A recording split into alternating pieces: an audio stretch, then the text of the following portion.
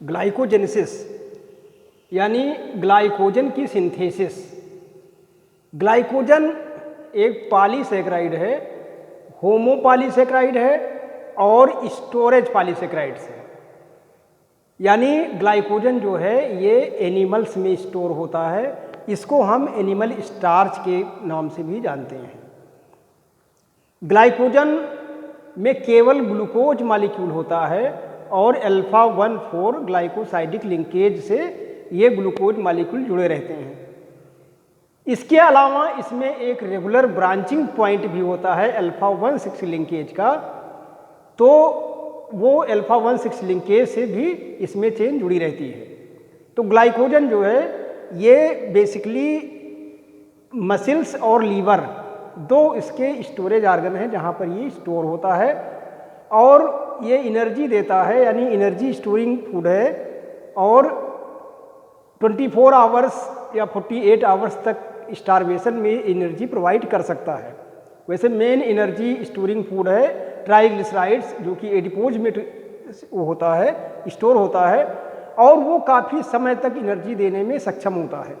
लेकिन ग्लाइकोजन ज़्यादा मात्रा में स्टोर हो नहीं सकता, क्योंकि यदि लीवर और मसल्स में ज़्यादा मात्रा में स्टोर हो जाएगा तो उससे तमाम कॉम्प्लिकेशन डेवलप हो जाएंगे और उसको हम ग्लाइकोजन स्टोरेज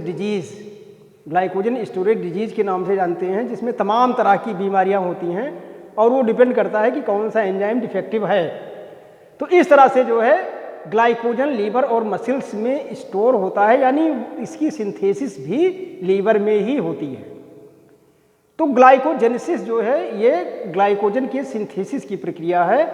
इसका पाथवे हम देखें तो इसकी स्टार्टिंग भी ग्लूकोज से ही होती है, क्योंकि ग्लूकोज इसका जो है मोनोसेकेराइड यूनिट है। तो ग्लूकोज जो है सबसे पहले कन्वर्ट होता है ग्लूकोज 6 फास्फेट में। एंजाइम होता है ग्लूकोकाइनेज या हेक्सोकाइनेज 4। जैसा कि हमने ग्लाइकोलिसिस में देखा था, फर्स्ट स्टेप उसमें भी जो है हेक्सोकाइनेज द्वारा कैटालाइज होता है। लेकिन हेक्सोकाइनेज जो है ये ब्रॉड स्पेक्ट्रम एंजाइम्स है, ये जितने भी हेक्सोजेज हैं उनको सबको ये फास्फोरिलेट कर सकता है। लेकिन लीवर में इसका आइसो एंजाइम होता है ग्लूकोकाइनेज। तो ग्लूकोकाइनेज एंजाइम द्वारा जो है स्पेशली लीवर में ग्लूकोज जो है ये कन्वर्ट होता है ग्लूकोज 6 फास्फेट में। आइसो एंजाइम्स यानी स्ट्रक्चर जिसका डिफर करता है, but they catalyse the same reaction.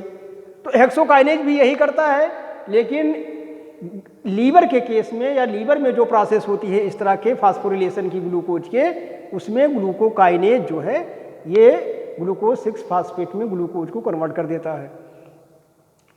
इसके बाद ग्लूकोज 6 फास्फेट ये कन्वर्ट हो जाता है ग्लूकोज 1 फास्फेट में। एंजाइम है फास्फोग्लूकोम्यूटेज। इसमें जो है एक उस तरह से देखा जाए तो एक अनस्टेबल इंटरमीडिएट भी बनता है, जिसको हम ग्लूकोज 1,6 बाईफास्फेट के नाम से जानते हैं। और उसके बाद जो है वही फास्फेटेज द्वारा टूट करके और ग्लूकोज 1 फास्फेट बन जाता है। ग्लूकोज 1 फास्फेट जो है इसका रिएक्शन होता है यूरिडीन ट्राईफास्फेट से, यानी यूटीपी से। यूटीपी से ये रिएक्ट होकर के यूडीपी ग्लूकोज बनाता है और यूडीपी ग्लूकोज पायरोफास्फोरिलेज इसको कैटालाइज करता है और इसमें जो है पायरोफास्फेट भी जनरेट होता है, यानी पीपीआई। पायरोफास्फेट जो है फर्दर हाइड्रोलाइज हो जाता है। तो यूडीपी ग्लूकोज बनने के बाद ये एक तरह से एक्टिवेटेड ग्लूकोज है और यहाँ से जो है ग्लाइकोजन के चेन बनने की प्रक्रिया शुरू होती है। यहाँ पर एक बहुत इंपॉर्टेंट प्रोटीन होती है ग्लाइकोजेनिन। ग्लाइकोजेनिन ये डाइमेरिक प्रोटीन है, होमोडाइमर्स है, यानी दोनों सब यूनिट्स इसकी सेम होती है और इसमें जो है टायरोसिन रेजिड्यू होता है। टायरोसिन अमीनो एसिड का रेजिड्यू होता है और टायरोसिन जो है वो इस प्रोटीन में एज ए एंकर का काम करता है और वहाँ पर 7 ग्लूकोज यूनिट्स जो है वो ज्वाइन होती हैं। 7 यूडीपी ग्लूकोज सबसे पहले आकर के ज्वाइन होंगे और एक स्मॉल जो है चेन बन जाएगी और वहीं से फिर वो रिड्यूसिंग इंड से ग्लूकोज जुड़ता जाएगा और ग्लाइकोजन की सिंथेसिस होती जाएगी और उसके लिए एंजाइम होता है ग्लाइकोजन सिंथेज। यानी ग्लाइकोजन सिंथेज जो है अल्फा 1,4 ग्लाइकोसाइडिक लिंकेज इस पर बनाता जाएगा, जो 7 glucose UDP glucose molecule activate होकर के और ग्लाइकोजेनिन की टायरोसिन रेसिड्यू पर जाकर जुड़ते हैं। इसके बाद जो है, चूंकि हमने बताया था कि ग्लाइकोजन में अल्फा 1,6 ग्लाइकोसाइडिक लिंकेज भी होती है, तो इसके लिए ग्लाइकोजन ब्रांचिंग एंजाइम भी होते हैं, जिनको हम alpha 1,4 to alpha 1,6 trans glycosylase enzyme के भी नाम से जानते हैं। और ये ब्रांचिंग एंजाइम जो है ये ग्लाइकोजन का फाइनल स्ट्रक्चर बनाते हैं। तो यानी ग्लाइकोजन की सिंथेसिस जो है ये स्टार्ट होती है ग्लूकोज से, और इसमें जो मेन रोल प्ले करता है वो है ग्लाइकोजेनिन प्रोटीन, जो एक प्लेटफार्म का काम करता है और टायरोसिन रेसिड्यू उसमें रिड्यूसिंग एंड से सिंथेसाइज करके, यानी 7 ग्लूकोज मॉलिक्यूल पहले एज ए यूनिट प्रिकर्सर के रूप में जुड़ते हैं और फिर ग्लाइकोजन की चेन उसी के ऊपर बनती जाती है। ग्लाइकोजेनेसिस का रेगुलेशन इसका बहुत महत्वपूर्ण है, क्योंकि ग्लाइकोजन की सिंथेसिस जो है ये हार्मोन पर बेस्ड है। ग्लाइकोजन की हाइड्रोलिसिस और ग्लाइकोजन की सिंथेसिस में हमने बताया कि मेन एंजाइम है ग्लाइकोजन सिंथेज, और ग्लाइकोजन की हाइड्रोलिसिस में मेन एंजाइम है ग्लाइकोजन फास्फोरिलेज। तो ये दोनों एंजाइम्स जो है रेसिप्रोकली कंट्रोल होते हैं, और वो प्रक्रिया है जिसके द्वारा ये कंट्रोल होते हैं उसका नाम है कोवैलेंट मॉडिफिकेशन। कोवैलेंट मॉडिफिकेशन में ये इंक्लूड होता है फास्फोरिलेशन और डीफास्फोरिलेशन। तो फास्फोरिलेशन जो प्रोसेस होती है, फास्फोरिलेशन यदि फास्फोरिलेज का होता है, यानी जो ग्लाइकोजन की हाइड्रोलिसिस में काम आता है, तो उसका यदि फास्फोरिलेशन होगा तो ये एंजाइम जो है एक्टिवेट होगा, और डीफास्फोरिलेशन होगा तो वो इनएक्टिवेट हो जाएगा।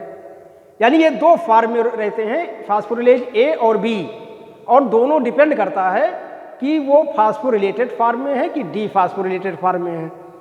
तो डीफास्फोरिलेशन यदि फास्फोरिलेज का होता है तो वो इनएक्टिव रहता है, और जस्ट इसका उल्टा होता है ग्लाइकोजन सिंथेज के साथ।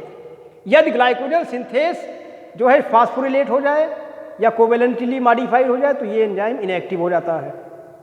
तो इट मीन्स कि इपिनेफ्रीन मीन्स फाइट और फ्लाइट, यानी इपिनेफ्रीन जो है ये ग्लाइकोजेनेसिस को स्लो करता है, ग्लाइकोजेनेसिस को स्लो करेगा, यानी ये ग्लाइकोजिनोलाइसिस को बढ़ाता है, जिससे कि ब्लड में ग्लूकोज की मात्रा बढ़े।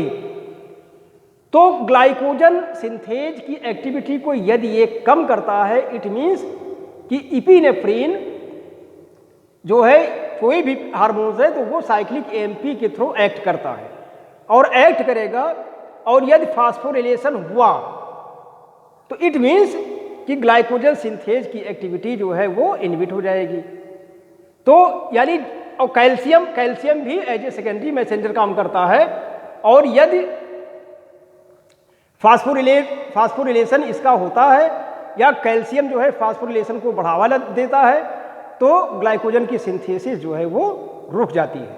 तो इपिनेफ्रीन और कैल्शियम इन दोनों हार्मोन का लेवल यदि बढ़ा है तो ग्लाइकोजेनेसिस की प्रोसेस जो है धीमी पड़ती है, यानी स्लो हो जाती है, क्योंकि ग्लाइकोजन सिंथेज एंजाइम पर ये दोनों एडवर्स इफेक्ट डालते हैं। और ग्लाइकोजेनेसिस जो है यदि बढ़ती है या ग्लाइकोजन ज़्यादा मात्रा में स्टोर होता है तो एक पूरा ग्रुप ही होता है जेनेटिक डिफेक्ट का या जेनेटिक डिजीजेस का, और जिसको हम GSD यानी ग्लाइकोजन स्टोरेज डिजीजेस के नाम से जानते हैं, और इससे जो है लीवर और मसल्स के कॉम्प्लिकेशन डेवलप होते हैं।